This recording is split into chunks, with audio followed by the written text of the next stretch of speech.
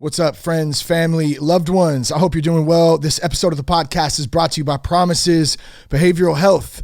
Let me ask you this. Have negative impacts from anything that has been going on in the world right now with the plethora of things that have been going down lately?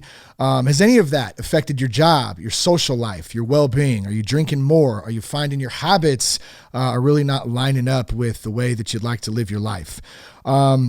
First of all, let me tell you this. You're not alone. There's plenty of us out there who have gone through and who are actively going through the same thing. And I think that's an important thing. This alcohol, drugs tend to isolate us. And now we're dealing with pandemics and protests and riots and all kinds of things going on in the world today. And just trying to stay sober can be a really difficult thing. So if you're struggling through the pains of addiction, you have a mental health disorder, why wait? Now's a great time. There's no better time than now. Let's jump in. You can do this thing just like all of us have been able to do and continue to do.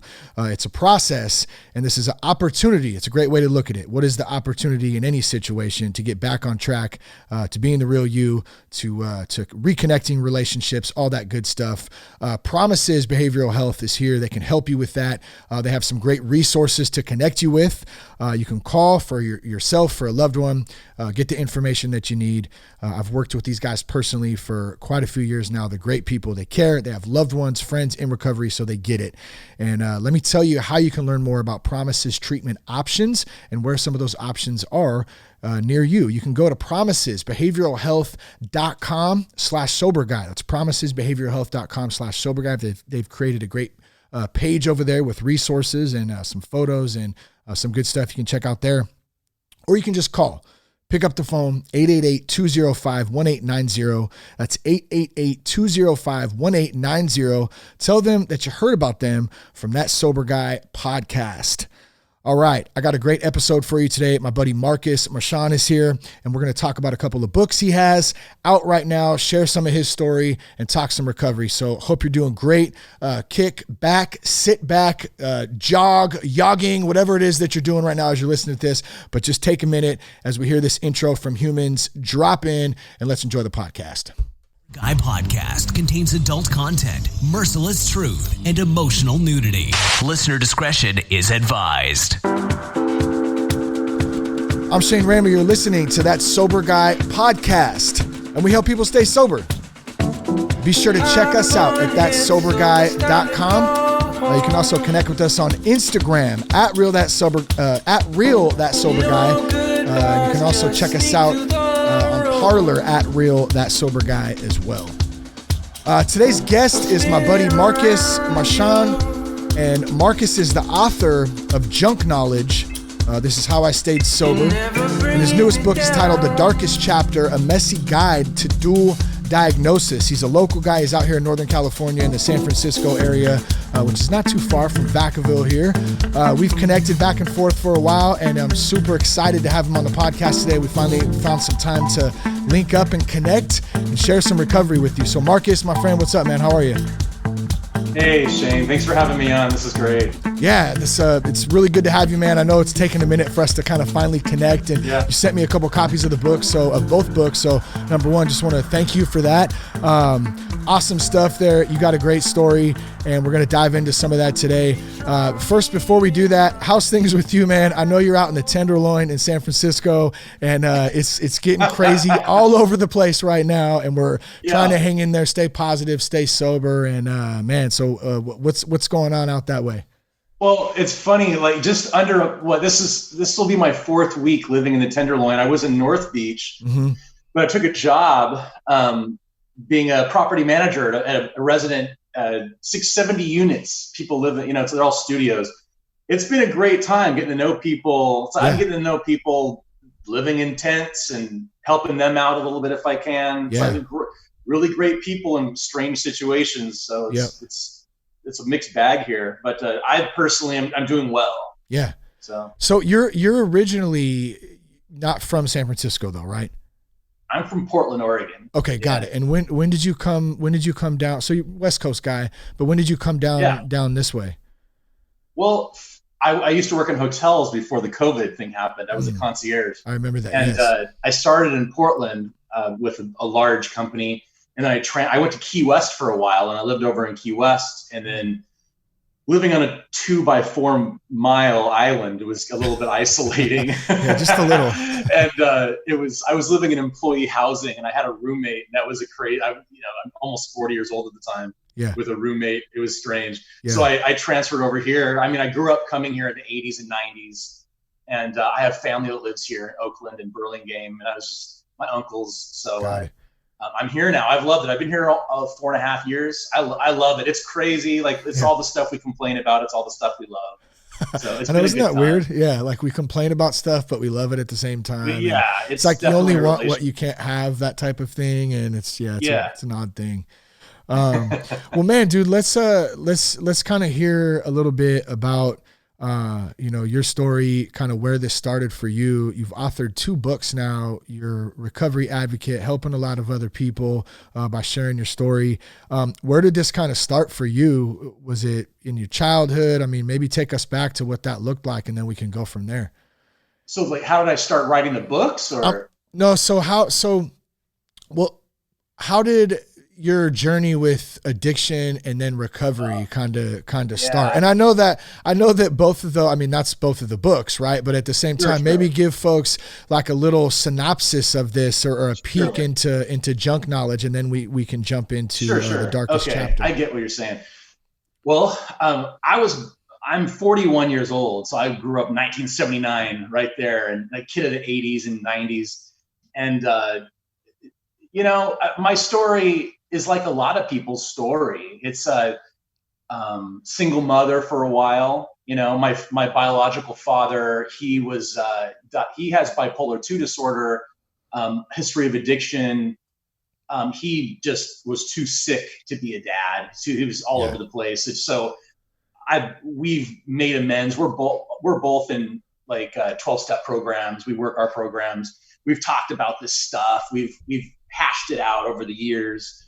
And, but my mom got remarried when I was about 5 years old, and we moved from kind of the suburbs to way out in the country. And all of a sudden I'm living on a farm, and it was just a culture shock. And I didn't like it from the very beginning. Yeah. And, I was an only child until I was about 6.5, almost 7. And my half brother came along. So I think that's around the time my brother was born, when I was about 7 years old, because I liked everything to be all mine.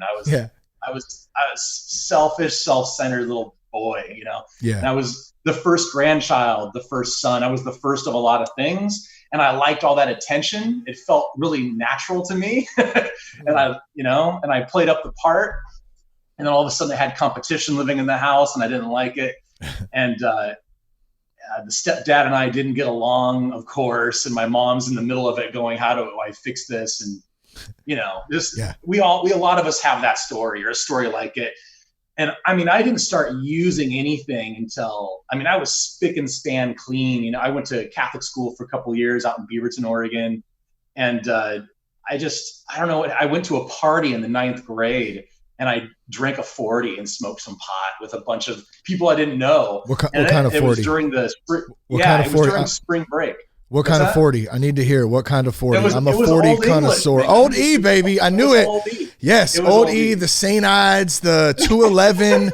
That's what we did back in the day too, man. Yeah. All right, I just had to clarify that real quick. Yeah, it was Old E, and I loved it. I became best friends with everybody, and I ended up staying at that house for 5 days. There was like 20 of us just lived there for 5 days until the break was over and I had to go back to our parents. And I was in the 9th grade, and I told my mom when she picked me up, I was like, "Mom, I'm not going to live with you guys anymore. I'm just going to go explore, and I'm going to go figure out my life." And she just looked at me like I was nuts. And that's what I did. I left at 15, and I lived with my grandmother kind of pseudo adopted me. And I was just able to run amok. I became a latchkey kid. I had access to mass transit. I was I was going to Portland all the time. And that's how it started. I became a daily user of like marijuana, drinking, and like other things would come in. And at first it was a lot of fun. And of course it got really ugly. So that's the only time I've been to Portland. I was probably 20, and we went to Burnside, the skate park out there. And that was a blast, man. The skate culture out there is awesome.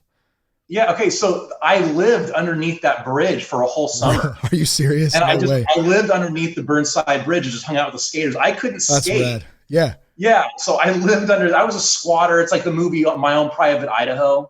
I don't think I've It's a seen Gus that. Van Sant movie. Yeah. We just broke into buildings on the east side and just lived in them for weeks at a time. Really? So you're just squatting and trying to. We were just squatting. You couldn't do that anymore, but in the early 90s. Oh yeah, that was huge. Not that I'm not advocating doing this. No, yes, we're not. It reminds me of that movie, Kids. Remember that movie, Kids? Yeah, it was a lot like that. Yeah, it was a lot like that. 80s and 90s were a different time for sure. So totally. Okay, so you're kind of squatting and you're living this free life, and you know, telling moms like, okay, I'm out of here, I'm gonna go explore. Like, kind of where does it go from there? Like, how does it start to get into some serious? Well, the darker stuff happened. Also, the 90s was all about rave culture. Oh, and so man. I started going to raves. I started throwing raves. I got into MDMA and all ecstasy, and I got into the harder drugs. Experimented with heroin here, with smoking heroin. You know, just wanting the party to keep going. I didn't want it to stop. I had the bad feelings of not being able to live with my parents, and my friends would go home at the end of the night or after a weekend of partying, they'd go home, and I didn't have anywhere really to go. Yeah. And it was kind of lonely, so I just wanted the party to go to never end. So it was about I would say starting in like 97, 98 is when things got really dark. Yeah. Just so really dark.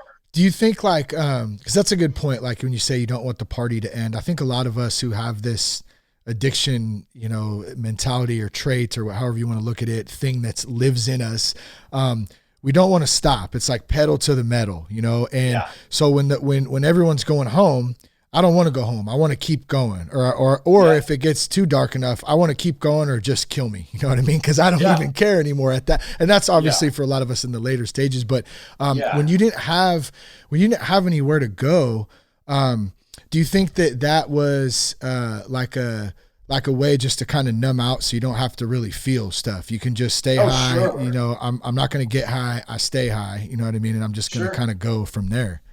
Yeah, totally. I mean, totally. I mean, there were times where even the skate park would be empty and the skate park was always going on. Yeah. And I'm like, I don't know how to skate, and I'm the only person in the skate park in Portland. It was just a weird time. Yeah, that's so crazy. There was loneliness, and once I got too lonely, I'd find something. I'd find someone to go hang out with. Yeah.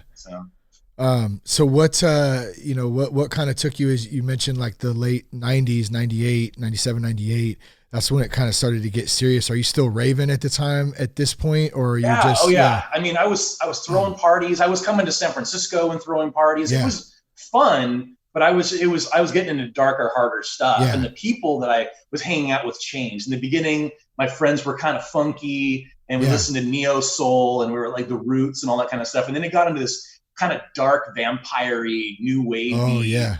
Everybody's wearing white makeup and black lipstick all of a sudden. It reminds me of that movie Party Boy with Macaulay Culkin. That was one of the craziest. Party I mean, I know, Party Monster. That's what it was. Party Boy. Party Boy's a character by Steve-O, I think, from Jack. Yeah. Hey, that's a good comparison. It was a lot like that, I guess, just on the West Coast. What do you know about this? Anything? Oh yeah, well, that's not Marc Farina, is it? It is the San Francisco sessions. Yeah. Dope. That's what I grew up with. Yeah, and I only bring that up because my lady was into, you know, Jess was big into the rave scene, and like that was her favorite artist was Marc Farina, or DJ. Yeah. And so we would always bump around. I was more punk rock style, but I, you know, would listen to stuff too. But she introduced me to Marc Farina, and I still put it on every now and again. We'll bump it and stuff, but that's some fun stuff, man. For sure. But yeah, so where does it go? Where does it kind of go into where it gets like, man, like this is a problem? Like, what did you have that moment like where you woke up or where you were like, man, this is an issue and I might need to get some help? Because I know dual diagnosis is a part of your story too. Yeah. So when I know the exact date, not the date, but I know it was Christmas Eve of 2000. It was Christmas Eve of 2000. So a few years goes by. I'm working in a nice posh restaurant as a busser and a bar back, and in a place called Oba in the Pearl District of Portland. Like that was the up and coming sexy new neighborhood in the 90s. And I was working there, making great money, had, you know, the pretty people friends and things. I was slowing down on doing the heavier drugs for a while, and I was just drinking with my friends. And then I remember it was Christmas Eve 2000, and I had the flu, and I had like 103-degree temperature. I was really sick, and my friends called me, and they were like, "We're at the Tiger Bar," and that's a place where I used to spin drum and bass on Thursday nights. And it was, I don't remember what day Christmas Eve was, but they're like, "You got to come down here. You got to come down here." Everybody's at the bar, and I'm like, I'm sick, and they're like, "You got to come." So I ended up getting dressed and going down there. And I'm sick. I mean, I'm coughing and I just look bad. I'm white. And I'm laying down at this big booth. There's a big kind of like VIP booth table. And there's like, everybody's stacked in the booth. I get in the center and we're all smoking back when you can still smoke in bars, or at least that bar. And I remember going to the bathroom to wash my hands. And I look at my face and I was white and my face was all gone. I weighed like 148 pounds. I weigh 200 pounds now. I'm 6'1". I wasn't even $150, and I'm just like, I was a ghoul, you know. And, how old were you at that time? I was 21. Oh wow! I was so 21. You're still young. So, I mean, I was young. I was really young, and I looked at myself, and I'm like, this is crazy. And so I went back to the table and I said, "Hey guys, I gotta go lay down." And then a couple days later, they showed me a photo of all of us in the booth together, and I just looked like I was a ghost. They all looked happy and they had color in their face, and I just looked dead. Wow. And I remember being bothered or disturbed by the fact that none of them noticed. None of them even noticed. They were just like, all they cared about was that the party was there. Yeah. And I can relate to that, you know. But I was like, wow, this is a problem, and I wouldn't quit. I'd go another year. I wouldn't quit until like November. The day after Thanksgiving of 2001. So I went another year of doing it. Dang. So when you didn't want to do it, I know that feeling too. Like you swear up and down, you're going to stop. You don't want to live this life, but like you literally can't stop. You just keep going, you know, it's really frustrating, you know? For sure. So, what was the moment where you actually got some help? Like, what did that look like for you? I know, it can go back and forth for a lot of people. That little voice up there, I'm fine, I can do this. No, I need some help. You know, like what was it that kind of did it for you? So this is the thing. Cause like most of my story isn't even about the using. It was a brief time. It was 7 years where I used pretty much daily. And then when I quit in 2001, I was 22 years old. I just quit everything. It was the day after Thanksgiving. And I moved back home with my grandmother. I knew I needed to get out of the city. All my friends I lived in Northwest Portland. I needed to get away from everything I knew. So I'm like, Grandma, I got to move home. And she let me. And I kicked everything at my grandmother's house. Like my grandmother played my nurse. And I was just the kicking of everything, the sweats, all that stuff. My grandmother was helping me. I never went to hospitals or anything. Yeah. I didn't go to my first AA meeting until 2009. So I went 8 years of just dry. And that's why I wrote. That is the main reason why I wrote The Darkest Chapter, because I thought that, I'm going to quit drinking. I'll have maybe a hard year. This next year will suck. It just got darker and darker. Like my depression and anxiety kept getting worse.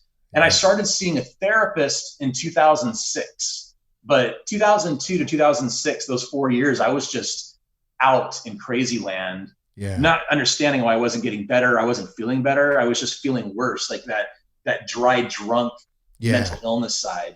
Yeah, I think that's such a good, kind of testament to the fact that drugs and alcohol is the tool that we use to deal with stuff.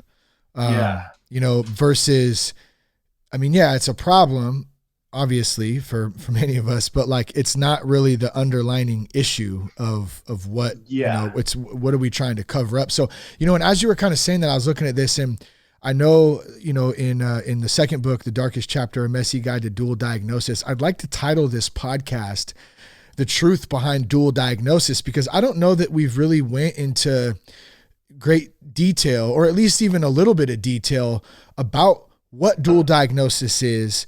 Right. What are some of those signs that someone might look for that might be an issue, and what better person than yourself to kind of speak on this a little bit and talk about the book. So maybe we can dive into that part a little bit. It's really interesting. Yeah. So this is my experience. Cause I've found a touchy subject for a lot of people, like getting into dual diagnosis. Yeah. So you've got doctors, what they say, you've got people in AA, what they're saying, and then you've got the person that's supposedly dealing with the dual diagnosis. What I learned was, okay, so I quit drinking in 2001, November 26th. And my depression, first the anxiety and depression kind of slowly went away. It was like my body was just happy to be healthy or something. Yeah. But then and I started going to the gym every day. And that was another big thing. I started sleeping. So my body was like, taking a vacation. But what I personally call the mental illness side of addiction, it started creeping in around 2004, 2005. I was going back to college and I started having these panic attacks and I would just lose my eyesight. I would need to sit down. I'd be dizzy. Then I'd go home and it would follow with severe depression. I would just lay in bed the next day. And this would go on for a few years and I couldn't work full time. It got crazy. I couldn't work more than 25 hours a week. I had to drop out of school with just an associate's degree. And I'm like, I'm sober. What's the problem? And in 2005, my biological father calls me and he's like, Marcus, I got to tell you something. I've never told you before, but I was diagnosed with bipolar 2 disorder a few years back. I know you're having some problems. You should go look into it. So that's, I think, and maybe a year later, I finally went to a psychiatrist, but that's because I was going every month to the emergency room for depression and anxiety. Wow. And I wasn't sleeping. And I'm like, what's my problem? I can't sleep. I wouldn't sleep for 2-3 days at a time. And doctors would always ask me what drugs I was on. They'd ask me all the questions they ask. And I'm like, I'm sober. I've been sober for this and that. I always had that badge of honor. I'm sober. And then, so it would take a while, but I got a psychiatrist. I got a therapist and I saw a nurse practitioner. I had like 4 doctors at one time for 3 years. And finally they're like, this looks like possibly bipolar 2 disorder. And so they tried medications on me, everything from lithium, Xanax to Seroquel to Depakote. We tried like 8 or 9 different meds over the course of a year and a half. Yeah. And they finally found exactly what I needed. I'll just be honest. I take a small dose of Celexa and a small dose of Depakote and antipsychotic, and it keeps me balanced. I take the minimum amount. I'm not like just popping pills. I take a minimum amount. And it's like, I've been pretty balanced since about, I would say comfortably balanced since about 2010. But I mean, it took some time. It took about 3 years to really get it, to get my life to flow again. So, and that was my experience, was like, no matter what, I'd be on a bus, I'd be at home, I'd be talking to friends, and this anxiety would come crashing in, depression, sleeping for 18 hours at a time for months on end. And I'm like, wow. I got to see somebody. And that's what I started really looking into it. So, and then there was, sorry, go ahead. No, go ahead. Keep going. Okay. So my problem with the whole thing was, I'd be in an AA meeting or something, or Al-Anon, or I'd be going in the 12-step program, and there would be somebody that would say, like, if you're on medication, you're not sober. There was like this conflicting message. Yeah. And at first I felt a lot of shame and guilt around it, really, and until I started opening up about it. But there's not a lot, but there were people, young and old, different age ranges, they were very vocal. And this has been in Portland, Key West. I've been to meetings all over the country, all over the world. And there's always going to be that person that's like, if you use anything outside of the big book or outside of any book or whatever, or you're not sober. And I was just like, that broke my heart, you know? I don't want to interrupt, but I just want to say, like, I hate that. Like, I hate to hear that, you know what I mean? Like, everyone's situation, everyone's experience is different. And like I feel like the last thing that anybody needs to feel from other people when walking into a 12-step room or any room of group, therapy or discussion or anything is shame and guilt. There's enough of that just having to walk in, that you're dealing with yourself. And so, I think to your point, you're sharing your experience with this. And I think if we all kind of stick to that, it can kind of help ease some of that, man. I don't like people I hate when people do that stuff, man. It's tough. Yeah. And I've gotten that point too. I've mentioned in meetings over the years, I'm like, if anybody's bullying you about this, come to me and talk to me. Yeah. And like, I'm there for you. Because some people, another reason why I wrote the book, The Darkest Chapter, was I was at the Dry Dock in San Francisco, world famous sober house cafe. Love that place. And there was a young woman she said she had 12 years of sobriety. And I was at like a 12:30 p.m. meeting or a noon meeting or something on a Saturday.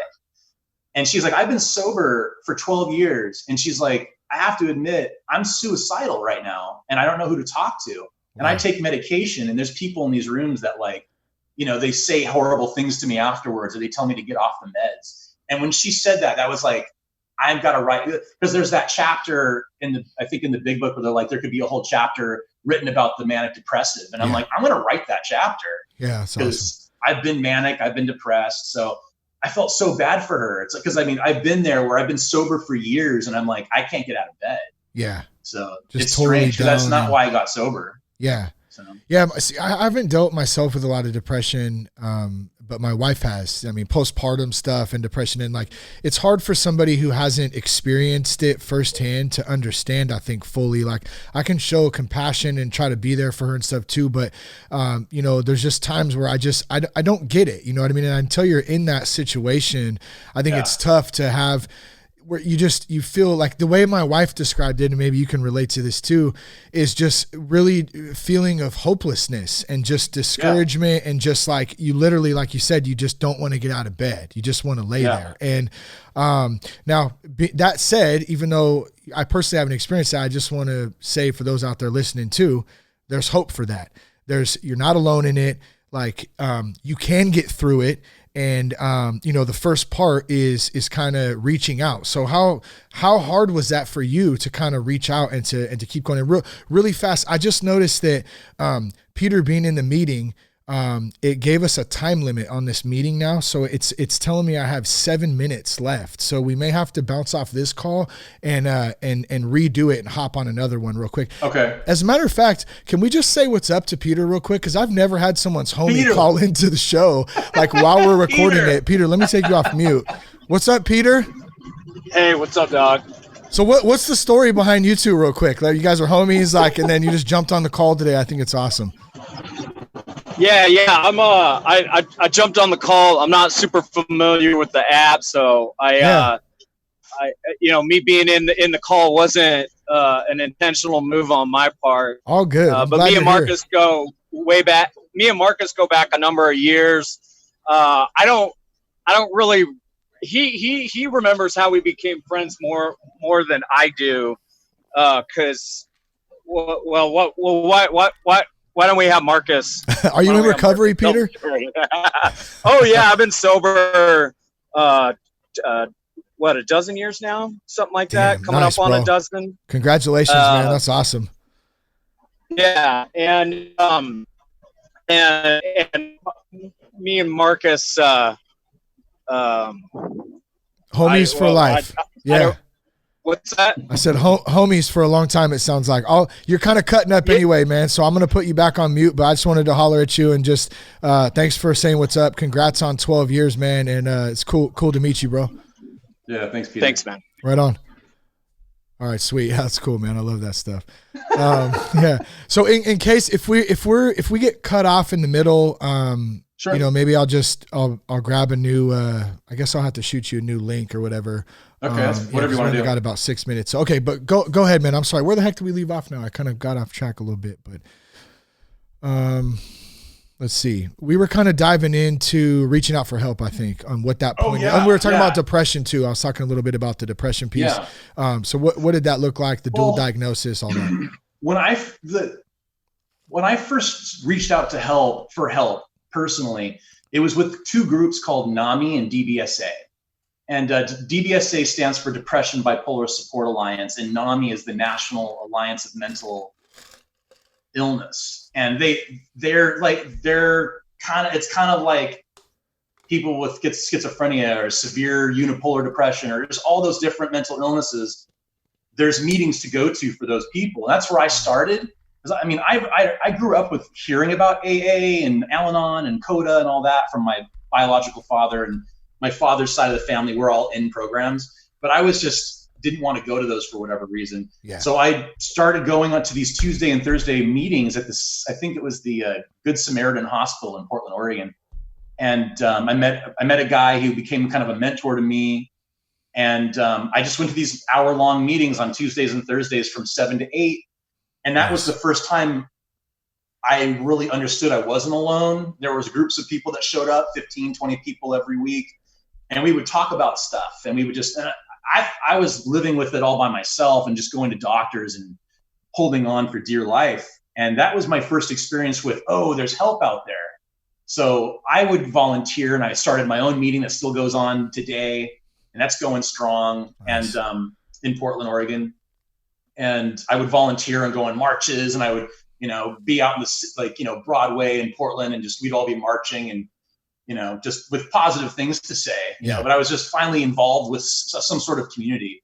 And then I branched off in 2009 with 12-step program. So I used both for a while, then I just moved towards just the 12-step kind of model. Got it. So 12-step is your gig. That's what's really helped you once you kind of dove into that. Yeah. Yeah. What do you think the,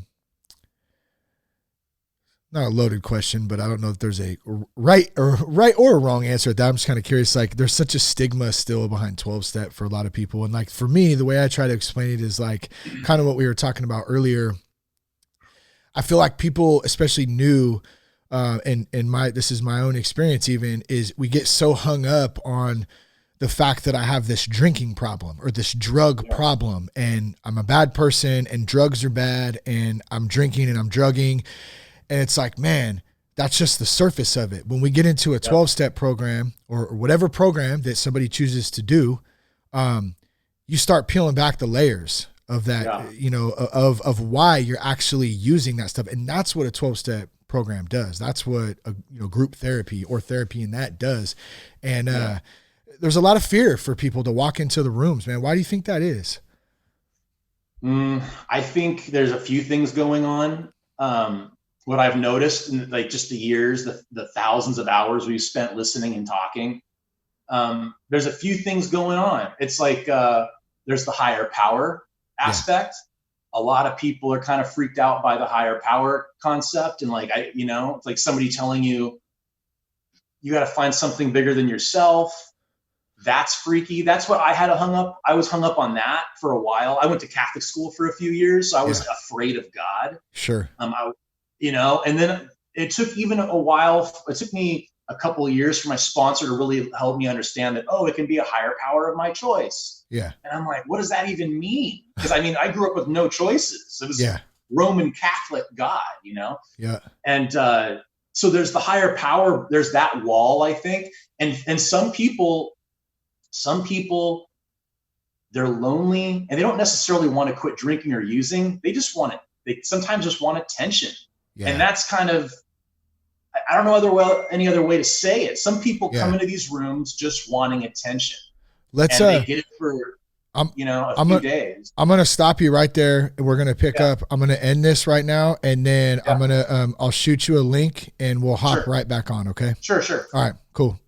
So let's jump back in here. So, I wanted to ask you, do you think that, cause I actually grew up in the Catholic Church as well, catechism, first communion, did, everything that I was supposed to do as a kid, at least, and growing up, but I never myself really experienced a relationship with God. And I feel like, in some conversations I've had with different people, sometimes it's hard to, differentiate the difference between, a relationship with something higher and religion. Mm-hmm. So a lot of people get hung up on the religion part of it, and it really deters them from actually pursuing that spiritual relationship, no matter what it is. It doesn't have, I don't, to each his own. Everyone's thing may be different. That's awesome. But do you find some truth to that, or have you had any of those types of conversations with other people? Yes. With myself, I can go with myself too. Mm-hmm. What you just said, that's my experience as well. It took me years. Yeah. I kind of I did what my sponsor told me to do. I have spiritual mentors, meditation guys. Yeah. I just did what they said because I wanted to feel better. It would take me years to feel anything. And I don't know if it's a placebo effect of repeating it, if it's just, like muscle memory or just doing this, like like a martial arts move. You practice it enough, you get good at it. Yeah. It took me years to feel anything authentic. And in my experience, like just this whole COVID situation, I've been feeling my higher power through this whole last couple of months. It's been a trip. Yeah. It's been genuine, and I'm like, I'll pray, and like I'm doing better now than I was 3 months ago. Like in all ways, it's just weird. That's it's awesome. Really, and I have a lot of friends that are struggling, and whether it be with depression because of this whole lockdown or just stress. I'm like, I feel good. It's weird, but over the years, what I've noticed with people. Yeah, I mean, what you said, a lot of people have that hang up. It's like there's a lot of human beings can make really great ideas really dark. Like I think 12-step programs and most religions, and I think all of them on paper, they're pretty much perfect, but then you get people in the mix. Yeah, they mess you got a couple up. thousand years. People do weird stuff and they make it dark, and they tell their kids, if you don't do that, somebody's going to come get you, or it's terrible. It's terrible. You said something that really stands out too, and I want those, for this goes for myself, for all of us, but especially those in early recovery too. Like, whether you're in 12-step or not, so you call it a sponsor, a mentor, a pastor, whatever it is that you are seeking counsel from, or community from, find somebody you trust. And do what they say. Like you said, I took the advice from my sponsor because I wanted to get help. And there's a sense of desperation in that for a lot of us. I know in my own story, I was completely desperate. They go, what happened? How'd you finally get sober? Man, I was desperate. I either wanted to drink more or just die, like straight up, So taking advice, having counsel, having good people around us is such a huge part. What does your community look like in being, years in recovery? Wow, like today, I mean, I have what I consider a sponsor and a mentor in Portland, Oregon, that I've had since 2010-ish, 2009. I've got a guy in Key West that he's a mentor of mine still for the last almost 5 years. Yeah. So I've got East Coast, West Coast covered, I've got an uncle of mine. I mean, that guy is a meditation guru. It's like he's got the best advice for things. So I go to my uncle in Oakland. Awesome. Yeah. I have some really, really good friends that I've been able to spend time with throughout all this drama that's going on. Yeah. I've been hanging out, having like once a week dinner parties with one or two friends at a time. That's it's cool. Like trying to keep things as normal as possible, but also, but one of the things you said was community. And I've learned through the years that what a lot of this is about, even outside, there's the higher power piece, but there's just community. Like having friends is important. And having people you trust is important. And I grew up in a family where you did everything on your own. You were self-reliant. You didn't need people. Yeah. You picked yourself up by your bootstraps. You worked really hard. That's a hard way to live, doing everything on your own. Yeah. And I'm just like, I think it took me years to be okay with asking for help from just friends. Can we talk on the phone? I've got an issue. I'm not feeling good. That's good. It took me, I didn't start becoming comfortable with that until maybe 4 years ago. It's like, there's a reason why we call this life work. It takes a long time. Yeah. And, but yeah, so I mean, I've got a group of friends. I can go to a handful of cities in the country and I'll have a group of friends to go talk to, which is great. And that's just from traveling around and taking risks, going to AA meetings. See, I love that, man, because stepping out, alcohol, drugs isolates us. It tends to push us back. We're not outgoing. We want to be alone. We want all the drugs to ourselves. We want all the time to ourselves. Very selfish, right? And the flip side to that is completely stepping out in trust and faith, whatever you want to call it, new, trying new things out, and you meet people along the way and create relationships and growth and all that stuff. And man, I'd be a liar if I said it wasn't a little bit scary at times. I'm sure you'd probably agree with that, but the fear in that, it's really weird. It's a good fear. It's like a good feeling in your stomach, stepping out and creating like a network, a community of people that can help support you and build you up and be positive. That's what those relationships are really what help, I think, us be able to stay sober, you know? Yeah. I think that fear that you just mentioned, I think that kind of fear is literally, for me, what growth feels like. If it had a feeling when you're growing, I think that fear that happens first, that's like, oh, I'm actually literally growing, whether it be spiritually, socially. But I think everybody goes through that, like stage fright. The first time you get up and talk to whomever, if you're a stand-up comic, that I think that's growth, and it's good, you know? Yeah, totally, man. And when we learn that, and when we learn to use that in a positive manner and almost expect it and know that that fear is a good thing, in sense, we're stepping out. There's a lot of power, I feel like, behind that. You know what I mean? A lot of power in a good way. You know what I mean? Projecting positive energy, love, all that good stuff that helps get us out of the darkness. So let's jump into the books real quick, man, before we wrap up today. So I got the Junk Knowledge copy here. I love the cover, man. Thank you so much again for sending both books over. I guess the first question would ask you, and for those out there listening, I put both links in the show notes. So all you got to do is just go in the show notes of this episode. You can click on the link. It'll take you right to Amazon. You can check out either book. But let's start with Junk Knowledge. Why should people pick up this book? So I also want to start, the front cover was done by a good friend of mine. His name is Mario. He's a tattoo artist over at Moth and Dagger. Is that Moth and Dagger? Is that it's in San right Francisco? downtown. Yeah, I think I have heard of that place. Great guy. He did that for me. That's awesome. What's his name again? His name is Mario. Mario. Okay, nice, dude. I'll have to check it out because I love the cover of this, man. It is awesome. Yeah, it's great. Yeah. So why would you say people should pick this book up? What's in it? What do you think? You know, for people listening, it just goes to this.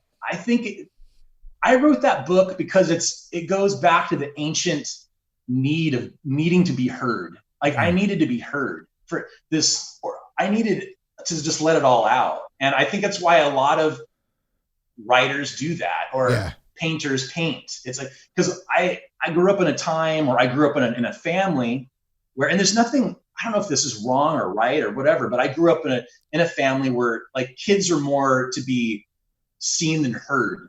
Right. And it's like, I swear we're cousins, bro. I'm pretty sure we're cousins, because it's like everything you say, I'm like, yeah, pretty much. Yeah. It's why it's guys like us get into, you're doing what you're doing right now. We're talking. It's like we're exchanging ideas. We wanted to do this a long time ago. I've always wanted to be heard, and not all people want to communicate. I'm just a communicator, and there was things that I wasn't given, quote unquote. And I don't blame anybody anymore. Everybody's doing their best. Yeah. But I just wanted to let it out. It's just like, there were some scary, scary times. There were some great times. And I got through it all. And that's all in the past now. And I think everybody has a story worth telling. I think everybody does. And it's not, I've read the book. It's not the best written book, but it's I love it. I love the stories in there. And, there's stories the chapters are super short and condensed. They're just stories I've told in the past anyways. Yeah. And so it's like, I was a drug addict and I ran away from home, and there's a whole mess of stuff that happened. There's mental illness, there's electroshock therapy. It's all in there. It's like, that's crazy. It's crazy, you know, and I signed up for all of it. It's about taking responsibility for yourself. Yeah. So that's what it's really about. It's not just about, oh, boo-hoo, I was an addict and now I'm all shiny and new, but it's like taking responsibility is a major message there. It's like, I can't blame my parents for everything forever. I'm not going to go anywhere doing that. And that's what it's about. Well, I love too, like the art piece, you know, the expression piece. Yeah, go ahead. I got a phone ringing. Sorry. Go ahead, man.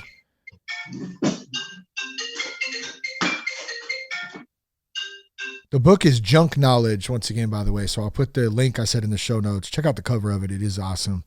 And then what's Marcus's other book right here? The Darkest Chapter. And we'll put this in the show notes as well. A Messy Guide to Dual Diagnosis and where he dives into a little bit more right. about the Sorry dual about that. diagnosis. Oh, that's okay, man. I was just kind of checking out both books here again too. But real quick before we move on to the darkest chapter, I was just saying like that. I think the art piece, like you said, like I just wanted to write, like I just wanted to outlet. I wanted to be heard. I wanted to express myself, get this stuff out of here. Like for me, a lot of people, you know, and a lot of other people do that through writing, through music, whatever it is where you kind of feel like you have, you know, you want to express yourself in some sense, man. And it's such a good outlet. We hear that a lot about writing and getting that stuff out on paper. I know like when I was in treatment myself, it helped a bit to write, but I got to tell you, bro, you've already written 2 books. Writing a book is not an easy thing, right? I mean, it takes some time. There's a ton of work that goes into it too. How long did it take you to write Junk Knowledge, or was it already compiled? This is the thing. I wrote 4 books in 1 year. Wow. And dang, that's crazy, bro. It's not the writing that, now we're getting into a whole other topic. Yeah. It's not the writing that's hard. That for me spills out. Yeah. It's the editing, getting it edited 5 times and getting the artist to do the front cover and getting all the back end work. Yeah. Yeah. It's working with others. That's the hard part. And it goes to my addiction. I want everything done now. Getting those books, done. I was a nervous wreck. I mean, I can write it. I wrote Junk Knowledge in 10 weeks. Dang. And that's great. I wrote the darkest chapter in like 3 weeks. Really? Like it just came out. So what was your if you don't mind me asking, what was your process in that? Like I've heard a couple of things like write 2 crappy pages a day, you know, sit down, block out, 30 minutes in this time or an hour in this time. Like, did you have a process where schedule wise, like what do you, if someone out there was listening, they wanted to start writing a book, like what advice would you give them with that? Block some time out or just go with it? Like, I have a couple of friends that they go to a cafe every day at 9 a.m. They're 2 guys and they're both in their early 60s, really well-known writers. Yeah. They go to a cafe over in the inner Richmond area every day, like clockwork. Really? But I'm a binger. I'm an all or nothing. I write until I don't sleep well for a couple of weeks. I write the way I used to use, like drugs and alcohol. I just go. I'll write it's a 15 flow, pages one day. And then I'll write 15 more, and then I won't write for a week. It's just, I'm not disciplined like you're thinking. It's a freestyle. No, I love it. It's freestyle, and everyone's style, I think, whether we're talking recovery, writing, whatever, is a little bit different. And I feel like the person who, you know, like you're saying, the 2 guys who meet every day, like for me, and it sounds like for you too, when I schedule stuff like that, I just don't want to go. I don't want to go to that. I just scheduled it. Like I just let me do it whenever the heck I want. And then when I get on that wave, I'll just ride that wave as long as I can, you know? Yeah, no, I'm learning with art it's like it's dedication. There's all this stuff that you need to be organized, but you also got to be free at the same time. Yeah. And it's for me, it mirrors my addiction and how my brain works. It's like, I need to have a routine. I have to work out almost every day of the week. Yeah. If I don't work out, I get sad. So I need the adrenaline and everything. But then I have to learn how not to overwork out and hurt myself. Yeah, you know? sure. And eating right, but not eating too much, or you know what I mean? Yep. It's like, it's all the same. Yeah. Everything kind of in somewhat of a moderation factor, I guess. Yeah. Go ahead. No, I was going to say, and then like 2 guys like us saying moderation. Oh gosh. Yeah. That's like almost comical. I think it's like crazy. It's not easy for sure. But like, I mean, to your point, like, we're conscious of it now, you know, and I've definitely gotten better at it, but perfection, I mean, that ain't going to happen. This whole thing is a process. So for anyone out there who thinks that like one day you arrive, like I have not arrived. Marques has not arrived. Like we never arrive. We're doing this thing called life, trying to do the best job we can do. And that's, that's really it. But so the darkest chapter, you talk a lot about dual diagnosis in there. For anyone who's interested in that, or just the book itself, dual diagnosis, your story, whatever, can you give a little piece of that and why someone might want to check that one out? Well, I wrote that. One of the reasons why I wrote it was like the young woman that I spoke about earlier, about her having all this time sober and being depressed. My experience, it's kind of like, I mean, you know, what is dual diagnosis on paper? What does it mean in the dictionary? And it's like, dual diagnosis as two separate illnesses, I guess. Like let's say you're an alcoholic with bipolar disorder, and it looks like for a lot of us, it needs to be treated separately. Yeah. It's like you go to your AA meetings for alcoholism and all that kind of stuff, and maybe you go to your therapist and your psychiatrist for the other thing. And I wrote it because it's for everybody, but it's like when you are doing what you're supposed to be doing, you're going to your meetings, you're talking to your elders and your mentors, and you still feel alone and isolated, and you're trying to feel happy for them. Yeah. Like, hey, look, it's all working what we're doing, but you go home and you're like, I feel horrible. And there's a whole other door to open. And a lot of people are scared of not only the higher power, but they're scared of doctors and the medical industry. Yeah. So it's like, you've got God and doctors. That's really scary, you know? And it's like, sometimes you got to pray or whatever you do, meditate and just try. Yeah. Try something new, man. Well, that goes back to what we were saying earlier, man. Stepping out, getting uncomfortable a little bit, taking a little risk, having some faith, having some trust, and just going for it. You know what? My pastor here in Vacaville, Pastor Dave Patterson, awesome dude. One of the things that's always stuck with me that he said one time was, to experience the miraculous, you got to do the ridiculous, or so it was something close to that. And that's always stuck true to me. And just that stepping out, getting uncomfortable and trying new things, because God, higher power, whatever we refer to it as in the rooms, outside the rooms, miracles can happen. I can promise that. And there's things in that I've experienced that I just go, I can't even believe that. How? You know what I mean? So but we only do that by stepping out. So I got one last question for you, then we'll wrap this up. I want you to make sure we let people know where they can find you at, contact you, find the books, all that good stuff. But if you got someone struggling out there right now, they got a family member, they're going through it, whether it's depression, addiction, alcoholism, whatever it is they're going through, man, any advice or words of encouragement for them, Marques? Gosh, I mean, what I did is I just kept trying. I mean, it's like, there's no real guidebook to succeeding with what we're talking about. It's just, you keep trying. If you get a sponsor and you guys don't get along, get a new sponsor. Just keep trying. Talk to someone if you trust just one person, go talk to them.